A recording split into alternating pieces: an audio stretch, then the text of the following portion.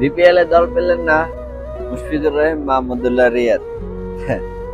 এই সিজনে বিপিএল এ দল পাইল না, কিন্তু আফসোস এবং কষ্ট লাগে একটা জিনিস, আমাদের দেশের মানুষ আসলে কখনো মানুষকে সম্মান করতে জানে না, কখনো মানুষের সম্মানকে মর্যাদা দিতে জানে না।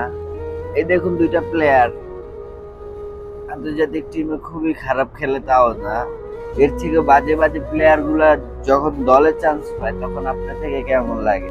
যত সব বাজে বাজে প্লেয়ার গুলা লক্ষ লক্ষ টাকা দিয়ে কিনা দলে ফিরাইতেছে, কিন্তু আমাদের কিংবদন্তি গুলাকে এভাবে দিন দিন অবহেলা করতেছে।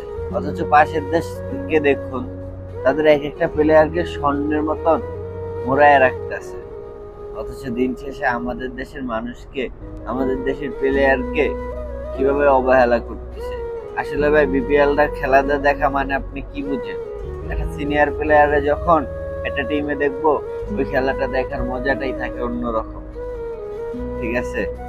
আর আপনারা লক্ষ লক্ষ টাকা দিয়ে যাদেরকে কিনতেছেন, অথবা তাদের নাম দেখেই দলে ফিরাইতেছেন, অথচ তাদের পারফরমেন্স আপনারা কখনো বুঝবেন না।